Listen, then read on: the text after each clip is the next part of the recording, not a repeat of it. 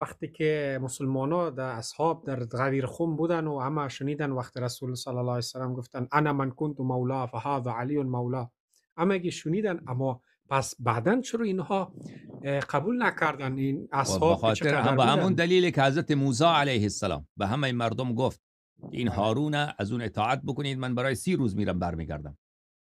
تا هارون بله. علیه السلام رفت، اونا آمدن گوساله ساختن از طلا و نقره، گفتن خدا اینه، بیاید عبادت بکنید.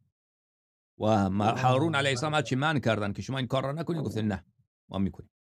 مردم ام. مردم اگر هواپرست شدن، ببین برادران حضرت یوسف علیه السلام، خب معجزه مگر کم دیدن اونا؟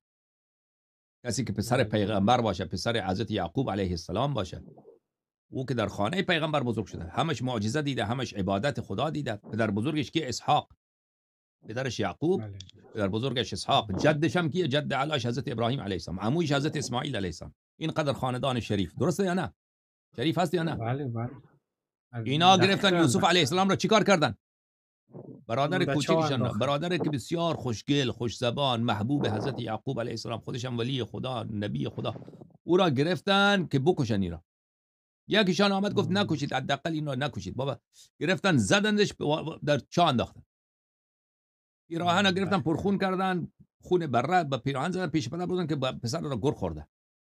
دروغ، بله. دروغ، همش هم پیغمبر زاده.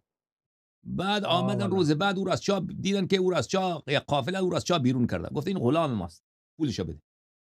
میخوای اینو ام. ببری ببر، کار نده، پولشو باید بدی. برادر خود را فروختن به بردگی، به غلامی.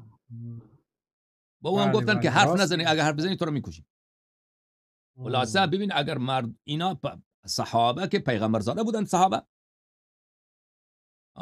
نه. نه، همگیش مشرک بودن، همگیش چلپاس خور بودن، آه. همگیش شراب خور بودن. آمدن آه. تازه کلمه خواندن. اگر اینها شوق دنیا داشته باشن، محبت دنیا در سینه اینا باشه، این چیزی تعجبی نیست. امروز شما در امین افغانستان ببینید، در ایران ببینید، در واقع کشورها، مردم برای حکومت برادر را میکشد، پدر پسر را میکشد، پسر پدر را میکشد. چقدر زیاد. دقیقاً.